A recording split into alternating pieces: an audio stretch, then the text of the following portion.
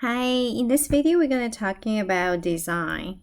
What do you mean by design? It's, for example, what's the right size of the screw, what's the right size of the pin we're going to use to make sure the structure is safe. So it's designing the structure member. So this is actually quite a fun topic. So first thing we're going to talking about is a concept called the safety factor.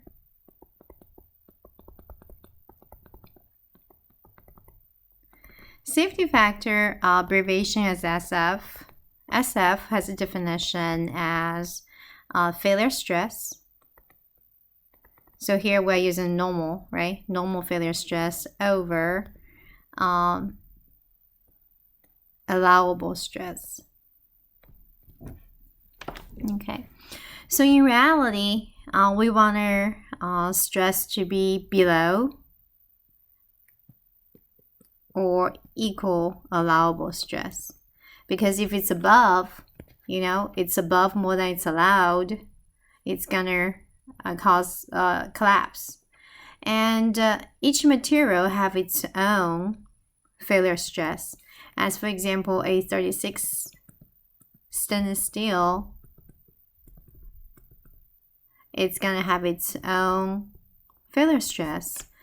They have their proprietary values for each material. But do we really want to reach this failure stress in reality? No, because if we do that, we have no buffer zone. That's why we're going to introduce this safety factor. So safety factor, for example,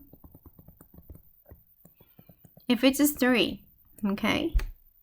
And if this failure stress for any material, let's just say if it happened to be maybe 6. If it's a 6 megapascal, this is just any random number I'm using.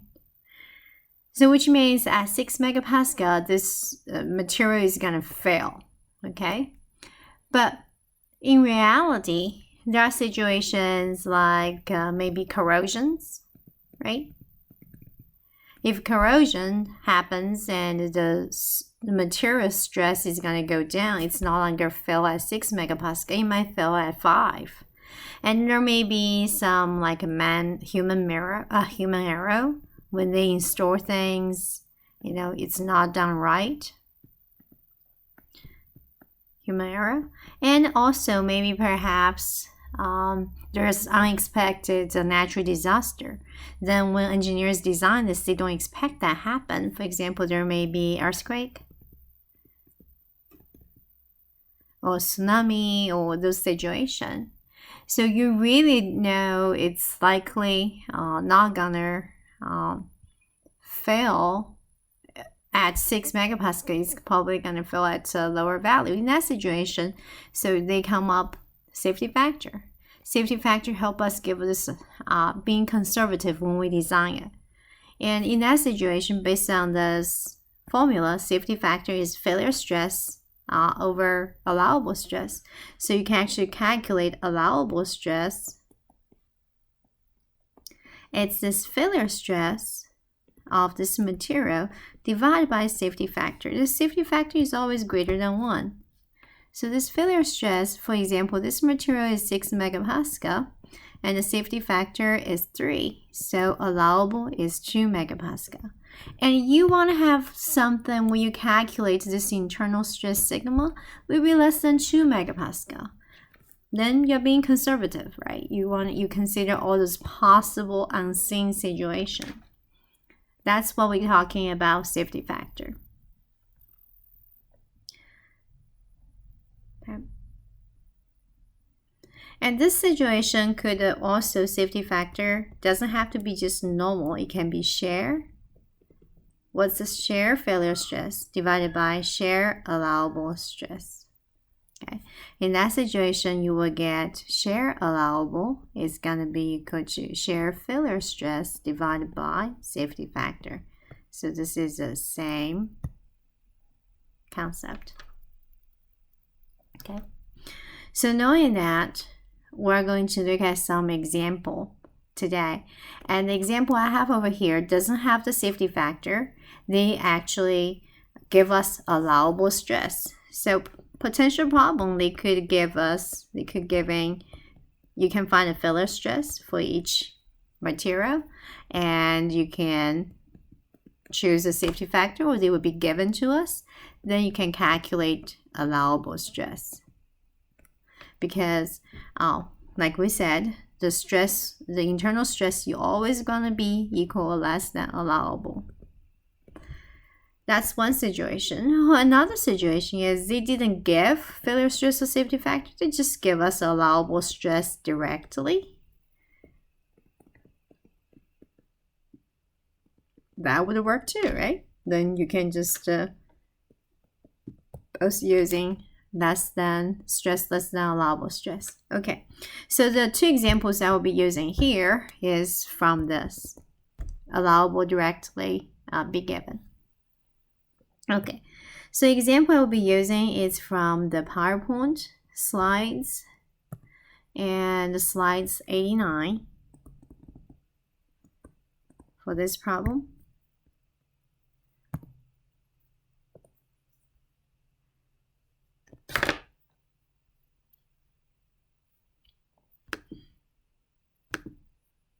Okay, so this is an example for that. Okay.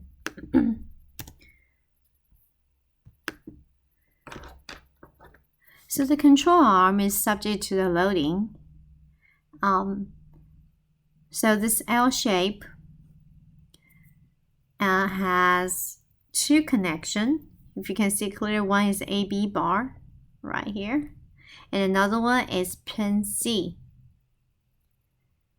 And they determine the nearest 5 mm required diameter of the steel pin at C if the allowable stress is given. Okay, so which is this scenario, allowable stress directly given. And then note in the figure that at this pin C, you can see there are two leaflets sandwiched this pin on this bar LAC. So that's double shear. We talked about double shear before. Double shear means the shear is on each side, on both sides, and then you can find out, divide by 2 to get the shear. Okay, so how do we solve this design problem? First of all, do you identify any double, like a two force member? You have AB, and then you have an AC L shape. Yeah, so AB is a two force member. Two force member is a member that has one force on each points. Here is A and B. So those two forces, in order to balance each other, they have to be along the action, the line connecting A and B. So that's a two force member. So this force, they will balance each other.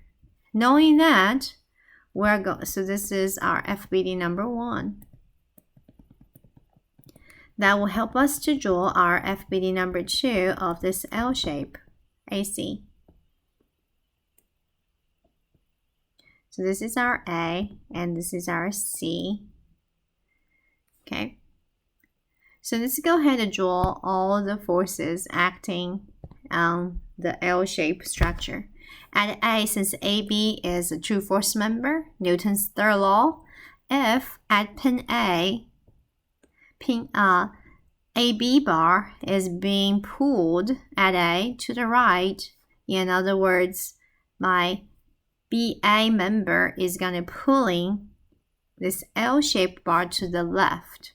So and it's going to have the same force as that F. And we can call it FAB here.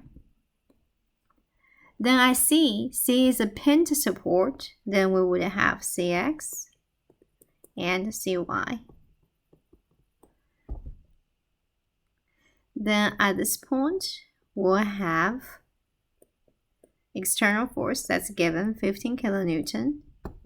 Then there is a slanted force at the end, 25 kilonewton, giving us the geometry of 3, 4, 5 triangle here. So those are the forces that act on this L-shaped structure. How many unknowns? We'll have 3. And this is a 2D equilibrium problem. We will have 3 equations to solve those 3 unknowns. So go ahead, write down our forces at the x direction. We'll have Cx plus, we're going to decompose our 25 kilonewton here to x direction and y direction. So x direction force, since this is 4, so it's 4/5 times 25. That gives us 20, right? So Cx plus 20. Then we'll have this FAB to the left minus FAB. That equals 0. Then we can go ahead, write down our forces at y. We'll have Cy going upward. Then we'll have this 15 kilonewton going downward. Then this force 25 kilonewton has a downward component.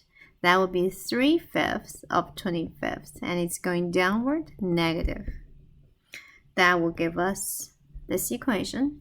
From this equation, we can actually calculate our Cy, right? It's only unknown. And check, see if you got 30 kilonewton. So once we get Cy, we can plug back to this original Fx equation. We can find our FAB as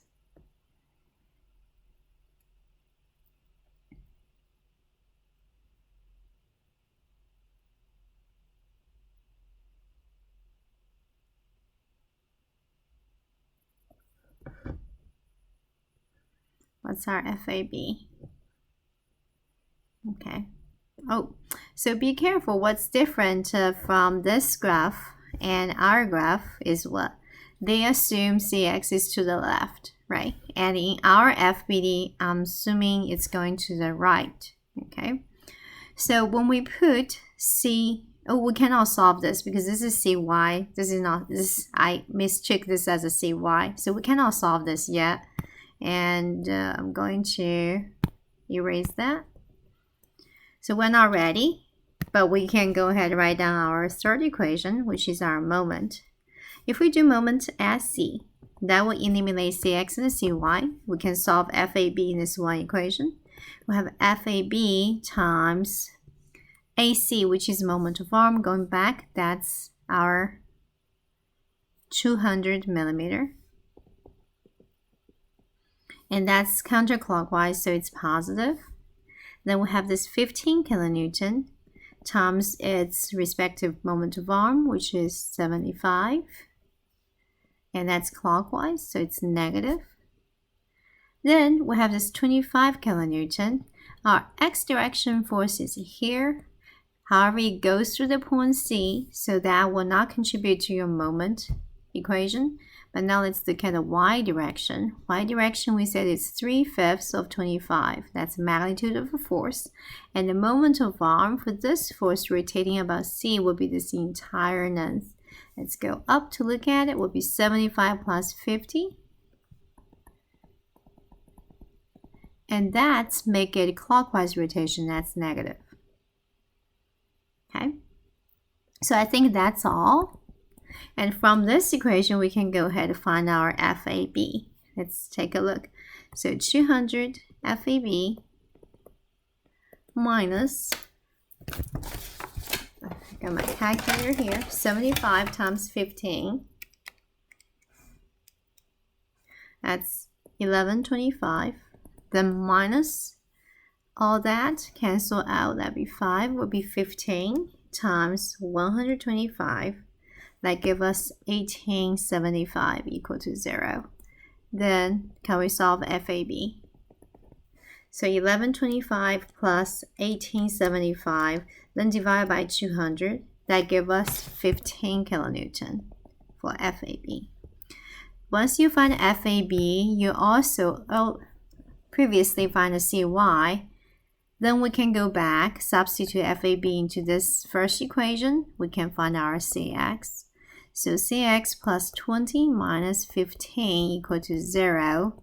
Then my Cx will be equal to negative 5 kilonewton. That negative sign only means the true direction of Cx is to the left with a magnitude of 5 kilonewton. But we don't go ahead to change our FBD drawing. Okay, so far we haven't done any stress. We're just using our static scales trying to find all those forces. But what's our goal for this problem? They want us to find pin diameter right here. And this pin is what? It's a double shear.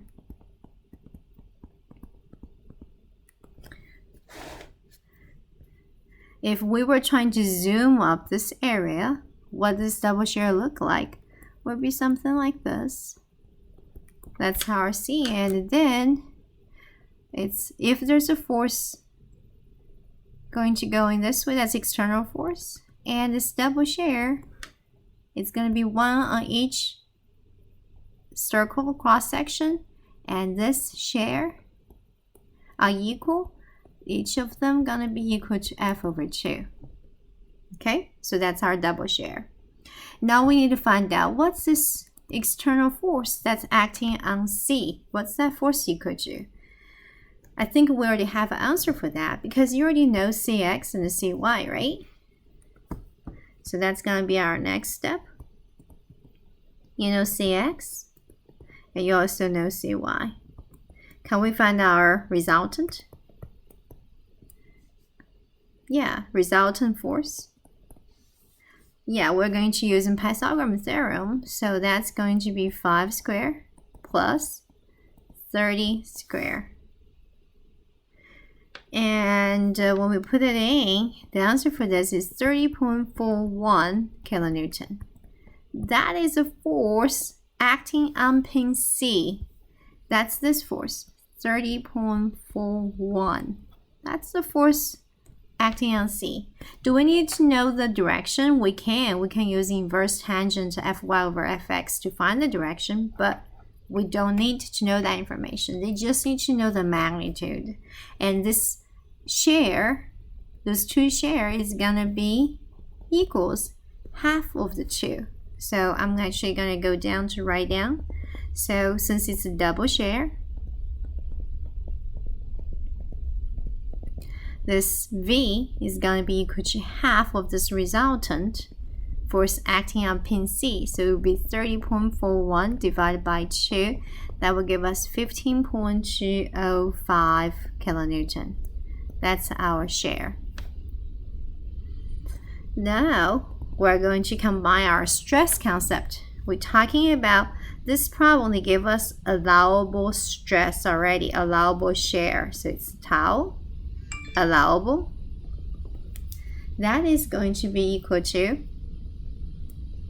I think that information is given. It's 55 megapascal.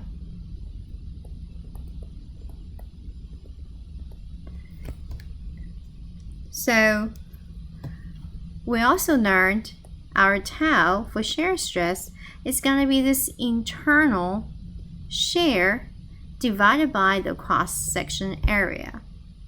Okay, and our tau have to be less or equal than this allowable, right? So if our cross-section area increase, our tau will decrease. And we want it happen. We wanted that. That's our goal. We wanted this internal shear to be less, so you won't break. So what is the maximum, so what is the smallest area you need?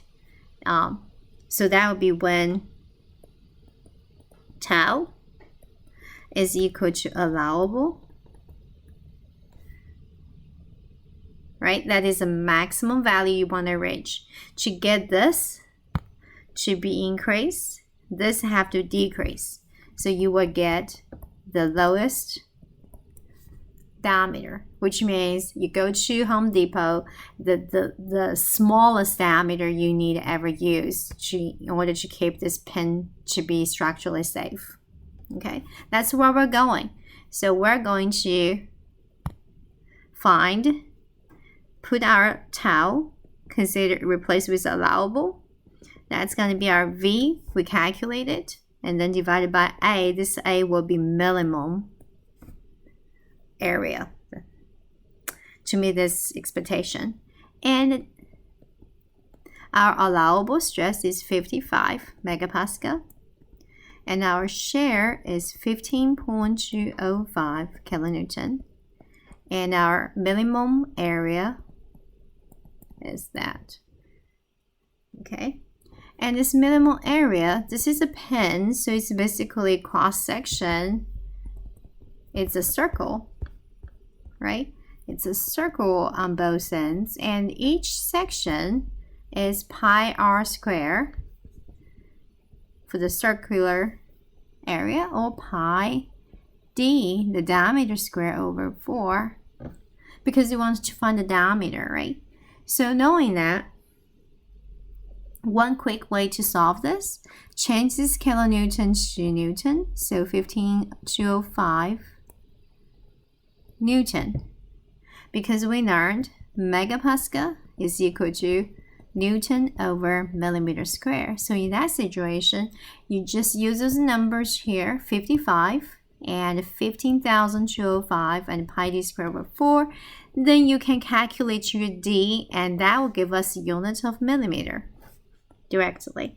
And here, I'm just going to avoid the calculation, but I do want you to try to check yourself, and you will get 18.8 millimeter for the diameter for this pen.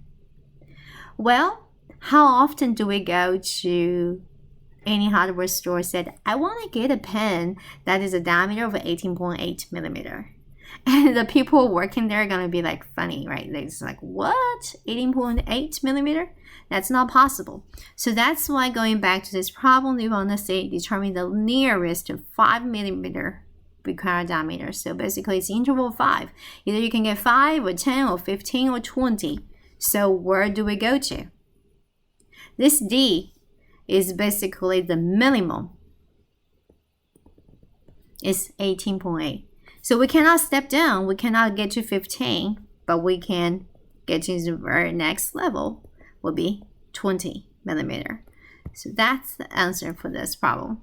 You designed a pen that's going to hold this particular structure with this particular external loading, and 20 millimeter will work.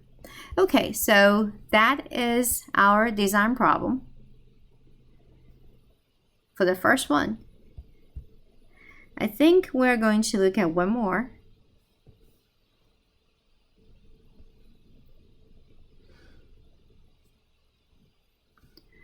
Of this one, that would be our slide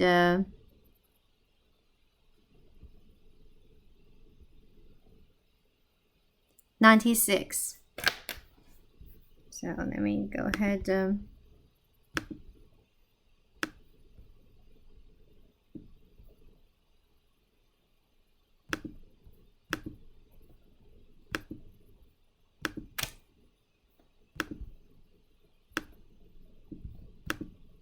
So this is our slide 96. Another example for design. This problem is a little different from the previous one. The previous one, you go ahead using FBD, find those forces, and use a resultant, trying to figure out the resultant force, and due to its double share, you divide it by 2. Then you use a constant of allowable stress, you find the minimum required diameter. For this problem, it's different. They have the suspended rod supported at a fixed connected circular disc, shown here, and the rod passed through this 40 millimeter hole. They determine the minimum required diameter of this rod and the minimum thickness, this T, needed to support this 20 kilonewton of external loading. And they give us, again, for this problem, design problem, they didn't give us a safety factor. They didn't tell us what the failure stress for this rod or this disc is. However, they directly give us allowable stress, which is fine, right? So they give us allowable normal stress for this rod is 60. Allowable shear stress for the disc is going to be 35. So how do we solve this one? And first thing is draw FBD. And for this FBD, imagine you have a circular saw. You go ahead and cut around this diameter of 40, and that's what you got for this FBD. Now thinking about if you have 20 kilonewton pulling down, and be aware shear stress, this V, shear force, is gonna be what? Parallel to the surface. And this surface will be this cylindrical surface. We have talked about in the previous video, this is very similar to if you have a cylinder rod that's going to be completely covered up to the concrete wall, right? And if we were trying to look into this area, we're going to go ahead and unroll kind of like a through loop. When you unroll this cylindrical surface area, you will get this rectangle.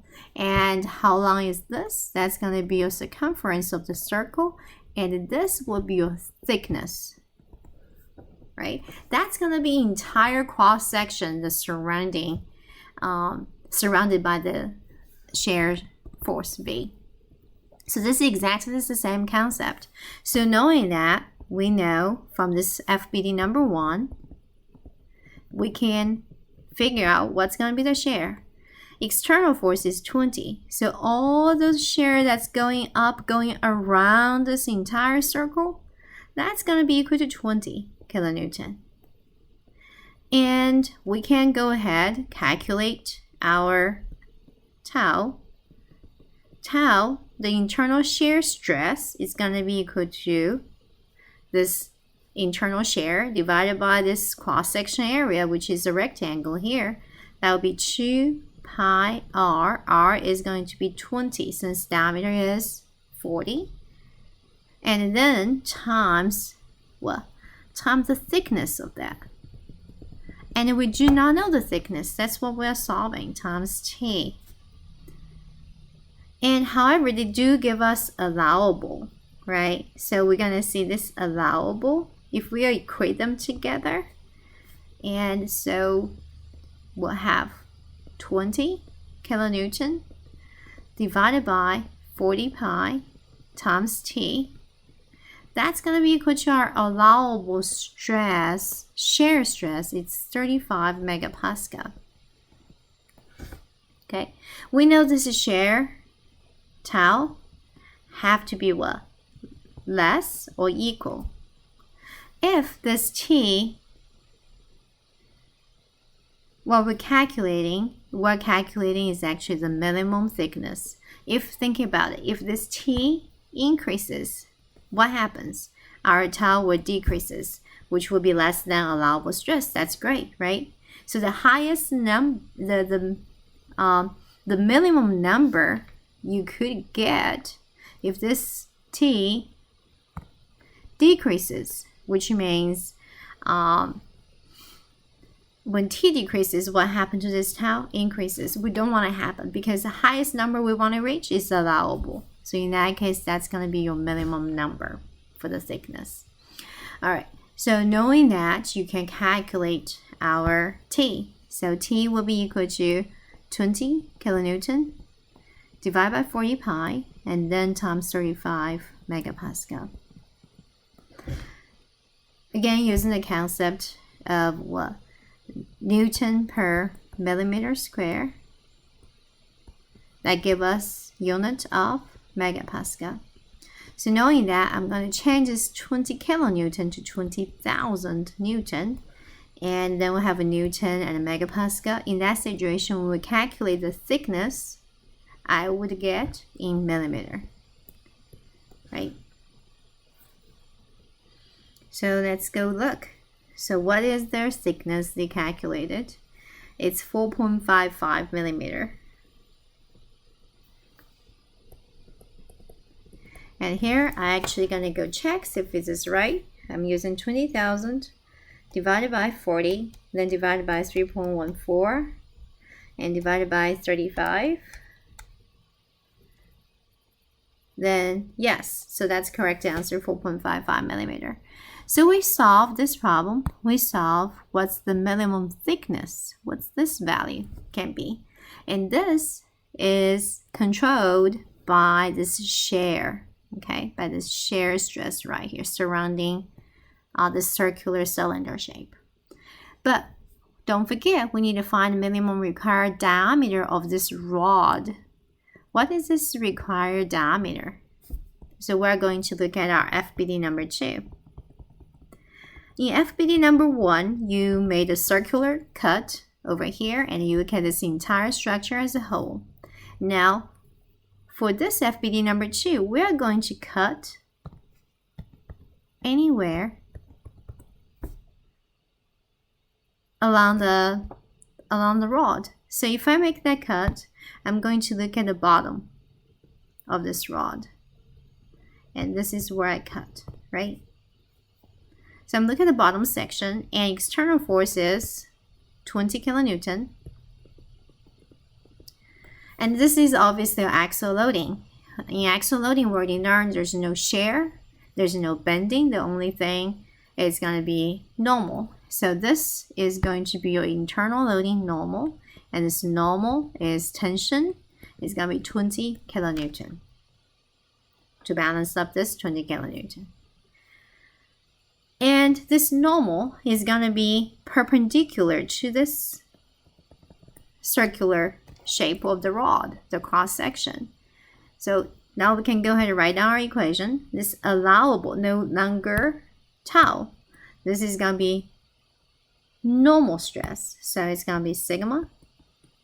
Sigma is going to equal to N over A. And what's our N? 20 kilonewton. And what will be our cross-section area? So earlier, the cross-section area is 2 pi r times t to calculate the tau. And here, for this normal stress, where the area is subject to the normal force, it's going to be pi r squared or pi d squared over 4, right? And this is... And we're going to use our allowable stress for this rod, and it's allowable normal stress, which is given here as 60 megapascal. Again, to make this calculation easy and make a unit to be correct, we change this 20 kilonewton to 20,000 newton. In that situation, we can get our D in unit of millimeter without doing any unit conversion afterwards. And after that, let's see, our A is going to be, our diameter is 20.6 millimeter. Again, I'm going to do a quick check, see if it's right. So 20,000 divided by pi and divided by 20.6 squared, then times 4. Yes, so that's correct answer. Okay, so that wrap up for this problem. You did both shear stress for the first FBD. You did a normal stress for FBD number 2. Okay, so that's all for the design. Hope you enjoyed it, and see you next time. Have a good day. Bye.